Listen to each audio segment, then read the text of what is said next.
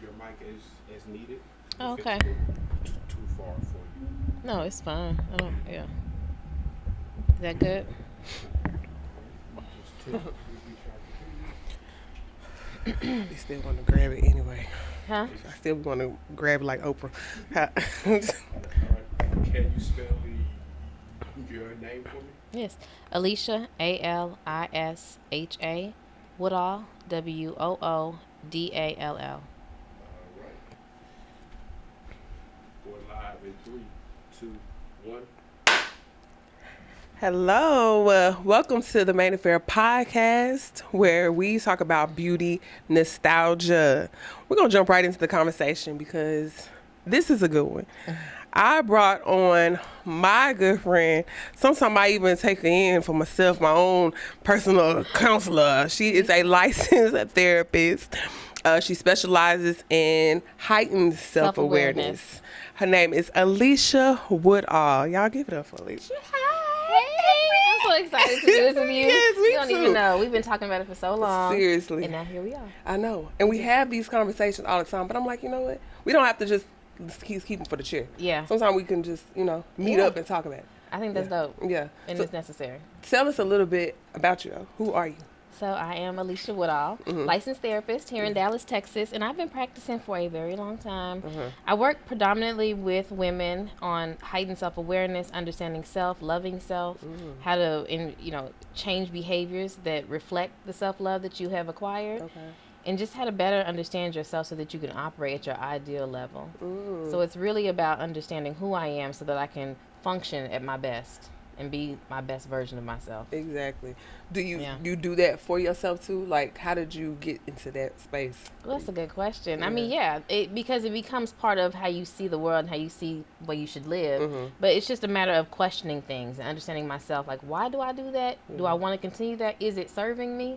And so I think just naturally I'm constantly in that headspace. Okay. So it becomes a way of how I live. Okay, that's good.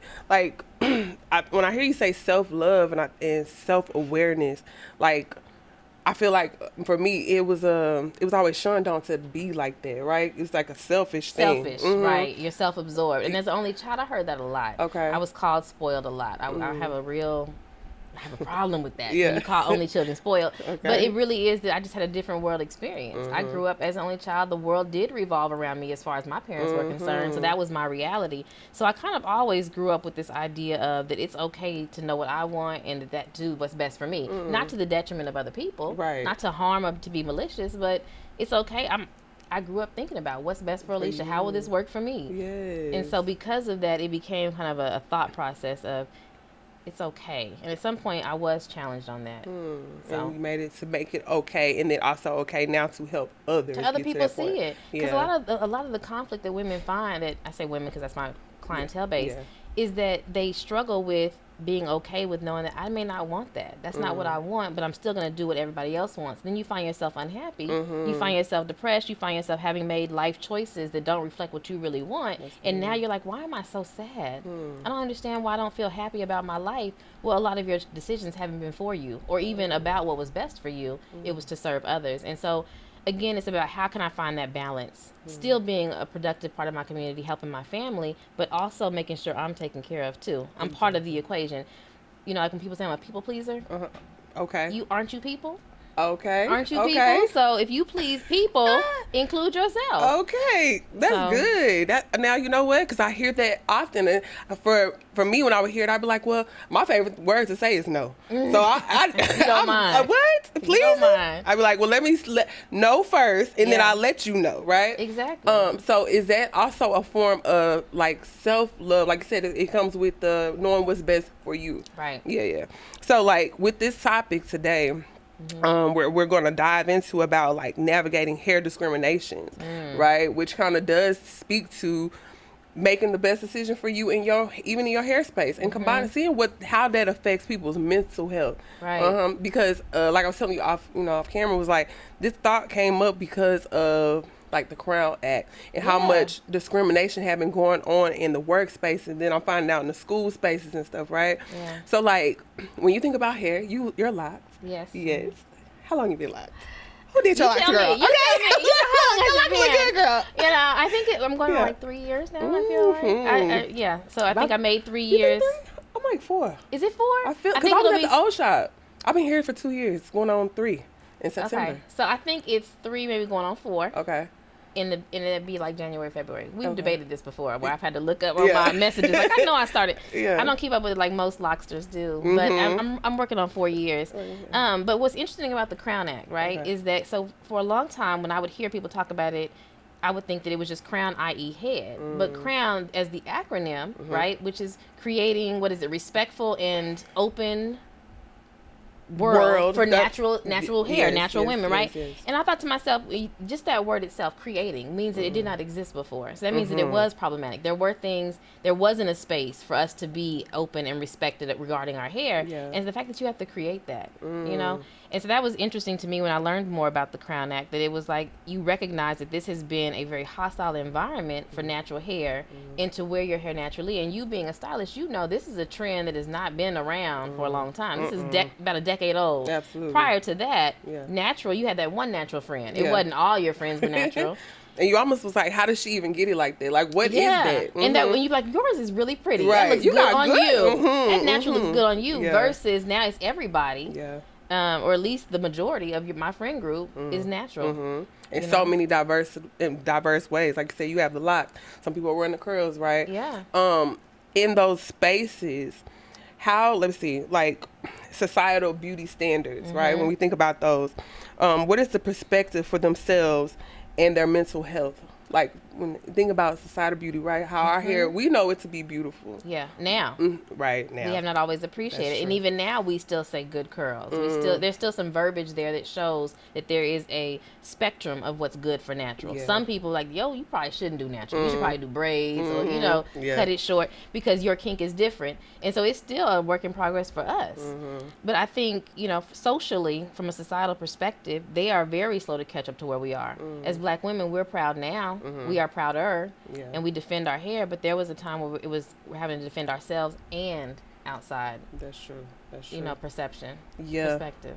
Yeah, because I even remember, you said 10 years ago, I mean, we think back to when it was just like the afro. And even that represented something that was like more of a power. Like, I don't know, I guess during that time. And then we got into a space of my first time I went natural, the Chris Rock movie. I watched it, and I saw him put that pen in the relaxer, and it melted. I was like, okay. Took my relaxer literally next door and gave it away. I was like, okay, I'm done. But I didn't necessarily connect to the beauty side of it until last year. How so? From myself, right? Yeah, because I decided I took the vow to not cut it no more. Okay. Because every time I would wear it out, I just always had to feel like I need to wear it short to just make it look like something. And I was like, I'm not going to cut it no more. So I started going through the season of growing it out. And then I was growing it out and I was like, okay, I don't even know what to do with it. Yeah. I'm teaching people how to do their hair, but I'm looking at mine and I'm like, I don't want it like this. I don't like it. I'm going through this stage where it's too short, too long, right? And it was really messing with me mentally. I didn't feel cute. That part. That's the part. That's the part. And that's the hard part with natural hair. And a partial way of why I have locks now, because the anxiety of getting dressed and knowing that my outfit is bomb. This outfit is cute. But I don't know how this hair gonna do. I twisted it last night. I don't know if it's gonna play right or play fair in the morning. It's gonna fight back. Yeah, it's gonna fight me back. And so not knowing how to deal with our hair and then all the different products, which product will work for me, and that product didn't work, and it was anxiety driven. I think that's why we're seeing a lot of people with locks, because locks is just, it's natural, but I don't have to do as much to it. That's true. It's always combed. It's always done. Yeah. You have to focus on things like moisture. Yeah. Hence dry hair. But it's less anxiety driven as far as trying to have a style. Okay. And so it does mess with your mental health, because I don't feel cute. And if I don't feel cute, I don't perform at my best because I'm self-conscious. I'm worried about how's it, is it, and because that is there, it's impacting my ability to do what I do well, because I'm too focused here on how my hair looks. Yeah. So what would you encourage someone who has that issue? Because I even kind of what you're saying, I remember walking out the house and feeling like I was naked at some points. I'd be like, damn, do I even have, because I'm, because your hair wasn't. Your head, right? So like, what is something that you could give to people who have that societal issue but need to, still love themselves in it. It's hard because you have to really focus in on just what I'm thinking, and the problem is if I think it doesn't look cute, then that's even more so a problem because Right. now it's inside and outside forces. Outside is telling me it doesn't look cute, and I'm telling myself it doesn't look cute. So it's this gradual process, and it's, even with the lock journey, that's what the journey was for me. Is how do I get used to seeing myself as beautiful and not meeting the standards of what society says is beautiful, but just knowing that I'm God's child. I am who I am. So it's going internal. Okay. And having to turn what they're saying off and retrain what you're saying to yourself. This is beauty because I am beauty. This is beautiful because I am beautiful. And the confidence of what I do and what I bring to this world, all of that is more than just my hair. But that is a long process. I was about to say, it sounds like it's starting with self-talk. It is self-talk. It's self-talk, and it's retraining the thought process. A lot of times we focus on the behavior, the action, and not the thoughts that fuel that behavior. Okay. So, for example, if the thought is that my hair is glorious, my hair is a crown, my hair is beautiful, my hair, is connects me with the earth and with God and the sun, that's a whole different thought process that will then cause me to feel empowered, to feel strong, to feel confident in my beautiful locks, and my hair is a symbol of that, and my actions will reflect. Okay, that's true. Flip side of the coin, other side of the coin is if my hair is nappy, my hair is ugly, my hair is dry, I hate my hair, the feelings that come with that are down, less esteemed, right? Not confident. And the actions, I may withdraw, I'll retreat, I don't go out as much, I don't do as much, I'm kind of hidden in my house. So it's very clear that the thought is where you have to take the change. Yes. And until you change the way you think about it, you can't change the way you behave about it. That's good. Okay, that makes a lot of sense. But all that to say that it's hard. Right, It ain't like as you said, easy it's gonna as take just some saying I time. want to do it. You have to train yourself. Affirmations are a real thing. And the reason that affirmations are helpful is because you're retraining your thought process around it. You keep saying this affirmative thing about myself and my hair. Even if you don't believe it. Even if you don't, initially you don't. Initially it's just wordplay to try to hear that something different because we've heard for so long, nappy, kinky, ugly, dry, We've heard that. I know for me, like not having it I had a relaxer, very straight, clear cut. It was very together. There was no mistaking how it was supposed to be. With this, it's different. And so you had to train myself that doesn't always, that's not best. It's just the way it was. The way it was, and it's no longer that anyway. So let's go to where it can be. And that's kind of what you're saying about how we did get to this point because it was we had to create that space. We had to change our thinking. Yes. So we can get here. Yeah. Prior to the societal norm being that you're nappy, kinky, ugly, black, there was our norm, prior to generations ago was that it was just fine. This is how our hair looks. It's how it's supposed to look. That's how it's supposed to react. Until we were told differently, and that became the thought process. Yeah, that's good.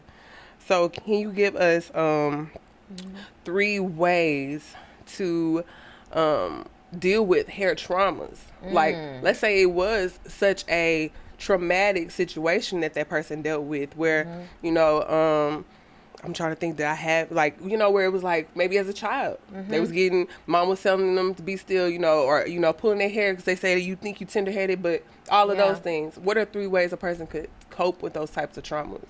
I don't know if I have exactly 3 ways, but I will say that the first step to anything trauma related or that you've experienced a situation that still plagues you is to acknowledge and discuss that situation and how did it impact you? And so identifying that. So maybe acknowledge would be a step 1. That can be done in a variety of ways. It's just really sitting down and thinking through it. It's therapy. I'm always going for therapy. Yeah, I'm a plug therapy because I think it's a great process to help you jog your thought process in a different way. It's one thing to sit by yourself and think about it. It's another to have a trained individual that can really guide you down that path of understanding that situation. So it's the acknowledgement piece. It's accepting that I've been impacted by something. That situation did something to me. Let me figure out what that is. And it's the exploration piece. Exploring it, figuring it out, and then what's my next steps. So I don't know if that's 3. They're vague in some ways, but essentially it's this 3-step process of what was the situation, acknowledging it, and then exploring it. Okay. Acknowledging it and exploring it. Or acknowledging, professional. accepting, and then exploring it. So acknowledge something happened, accept how it impacted me, and explore what that means for me and what needs to change. Could the exploration, acknowledging, accepting it, and exploring. Thinking about the exploration part, sometimes that when it starts to maybe, I don't want to say bleed on others, but that's when you maybe have to connect with the sources that it that you dealt with it? Not necessarily with the sources, but exploration in the sense of how's it impacting my world. Okay. What does this look like for me, and what would I like to see different about it, right? Like if it's impacting my ability, for example, a loose example would be my self-esteem regarding my hair is preventing me from showing up at work and stepping out into new leadership positions because I don't want to be in front of the crowd. Wow. Then you have to explore that. What is that about? Why are you muting yourself? Why are you preventing yourself from expanding who you are and doing your best work, you know, out of self-esteem issues? What does that mean for me, and what I need to do to make it better? How can I get help to assist myself in this? The same way we assess anything else in our lives, right? If you wake up and you have a scratchy throat, you're like, do I need to go to the doctor or do I need to go to Walgreens? Make a decision. Oh, it's just a little scratchy, I'm gonna go to Walgreens. Right. That can alleviate it. Or it's hurting and it's bleeding, I need to talk to a doctor. That's a different sore throat. So it's the same thing when it comes to our mental health. You have to assess what is going on and who do I need to help me address it. Wow.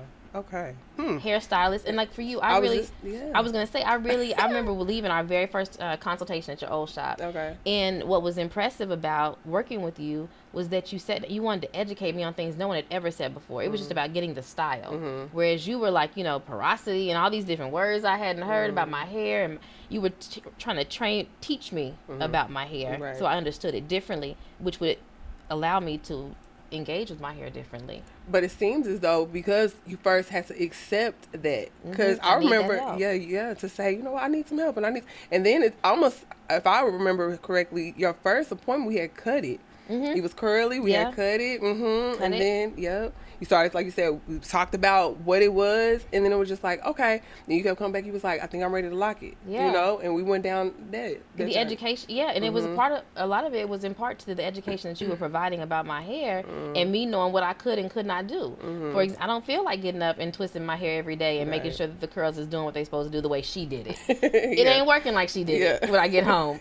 And so, what do I need to do? I'm gonna have a job where I'm in front of people. I have to be present, and I have to be confident in what I'm doing in my presentation. So that struggle needed to be it needed to be lower on my list. I can't have my hair and my presentation prevent me from showing up. Exactly. That's good. I love that, because I mean, we get told in the salons, you know, this form of therapy too, right? Always has been. Yeah. But having the knowledge of, I would say a little bit of both, right? Understanding somebody's mental space, helping them understand their mental space, as well as understanding their hair, because we're going to send them right back out. So thank you for sharing that piece. That was good. I need to keep that in mind.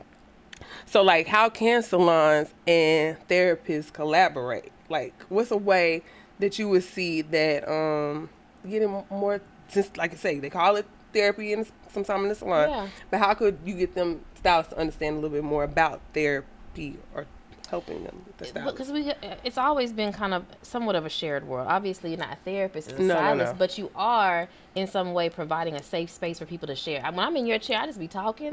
Like, I hope she ain't recording us talking.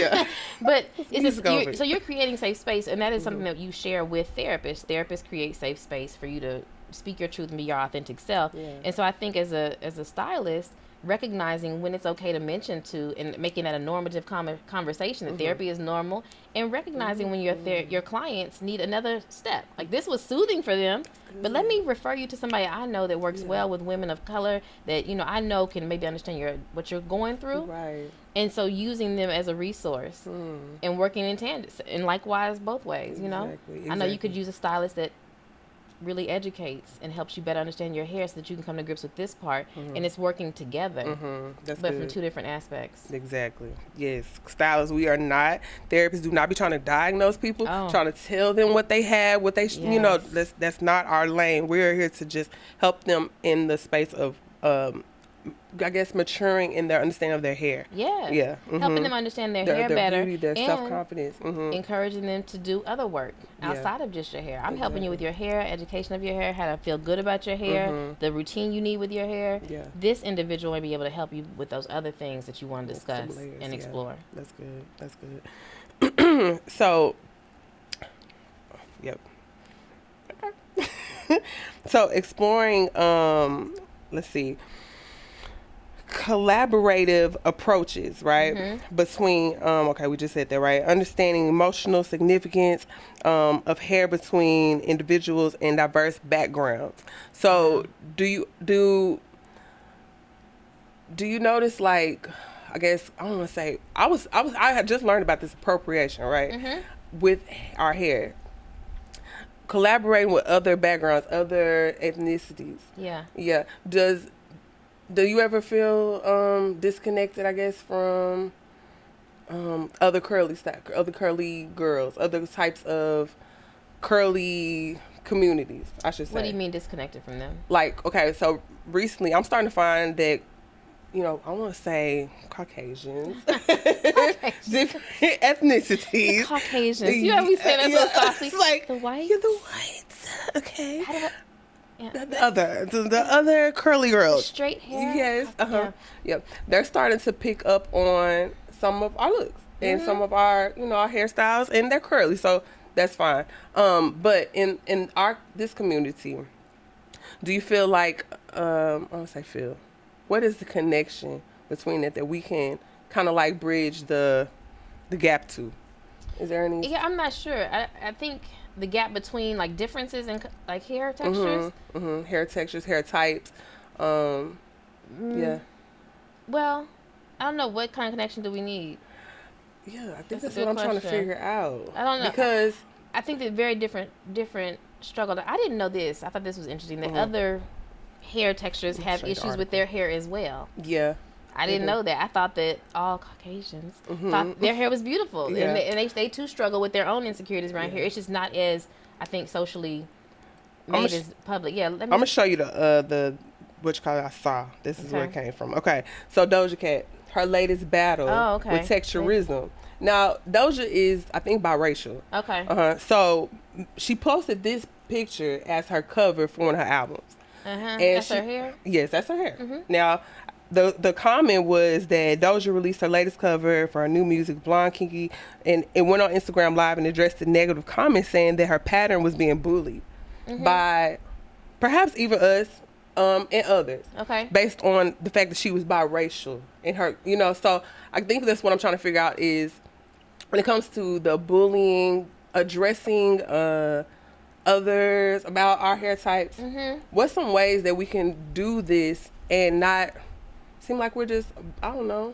Well, why are we bullying other people for hair texture, for different texture? No, we're being bullied. Oh, being bullied. Being bullied. Okay, for having different texture Right. of hair. And who's bullying her? So online, online, of course. Black people? Us? Blacks, whites, because of her, let's see, her stance on texturism, opening the conversation. Now, because Doja is biracial. Yeah. So I guess I'm trying to figure out the fact that being bullied on our side, being bullied on their side, but we all have this commonality of texture. Yeah. Yeah. So it's just being addressed on the bullying side, like Yeah. online especially, right? I guess that maybe that's fuel, or the foundation of that is, and like we said earlier, believing that certain textures are better, prettier, Yeah. more acceptable than others. Yeah. And we feed into that. Yeah. Because I know, even knowing what I know, I still see a curl pattern, but those are pretty curls. Yeah. In comparison to mine, which are tight and kinky and, I don't know, maybe closer to Doja. That was Doja right, Cat. right. Like, girl, like, would you probably put something on it? If you really was to let your hair go, you may. Yeah, you know? but it's the verbiage that we're using Right. in general, you know, and we're still using certain words Yeah. that lend to the bullying, that lend to that certain hair textures are better and nicer and a softer curl. Yeah. Even the 4C, 3C, whatever. In that realm, it becomes somewhat. I'm part of the 4C community. I'm part of the whatever C community. It creates division. Yeah, it versus is. just saying that we're all textured and we all have different textures, and those textures are going to vary and they're beautiful. Right. But we still find ways to segregate and discriminate within. Yeah, and that's part of even what the consultation and Main Affair is for, to get us out of that box of being just A, B, C's and 1, 2, 3s. Because flat line, we can go 10 steps for everybody, and no one is gonna be the same. Like almost like a fingerprint, any type of. It's a lot of individuality in our hair. Yeah. And so maybe that starts with stylists and the way that that you're communicating with us about our hair. Because the division, I think, had to start there, where you're this, and so Yeah. this is you, versus we're just textured. I think it's good from an educational standpoint. But when we use it as a gang or a team, then it becomes divisive. Because that team is the cool, pretty team. This team is the hard struggle team. You know, Yeah, we got yeah. to fight with the comb, Right. type of thing. So Right. it goes back to thoughts. our words. We change our language around our hair. We change the way we think about our hair, and then we change the way we feel about our hair and the way we treat our hair, and it's just this repetitive cycle. But it all goes back to how do you think about that? Absolutely. Absolutely. Well, how do people find you, and what's the best way to get in touch with you if they have these issues, if they have these, even not just these issues, But esteem and understanding self. Yeah. So obviously my website is Finding the Foundation. Yeah. And then I'm on Instagram under the same name, wherever you go, Finding the Foundation. Facebook, Instagram, my website. It's pretty consistent. Yeah. It's Finding the Foundation. How do they know they need to go higher in this? Let's say, you meet someone who is confident in these spaces. What is higher? Heightened self. Heightened self-awareness is just knowing yourself deeper than the fact that I am Alisha Woodall, black woman in Dallas, Texas. That's surface, right? Beyond that, I'm an only child. I have, I've experienced the loss of my mother. There's some more complexities, and even beyond that, how did the loss of my mother impact me? So it's exploration for anyone. Okay. I think most people need heightened self-awareness because most people are functioning from a very surface level awareness of self. And not how did these situations impact me to the woman or the person that I am now. And so anyone can benefit from that kind of exploration. It doesn't require you to be crisis or have some kind of psychosis going on or depression. Okay. That's not needed for heightened awareness. Okay. The only thing you need is a desire to want to function at your ideal self. And to do that, you have to know yourself intimately. Okay. Is there something you can leave us with? What's anything that you need for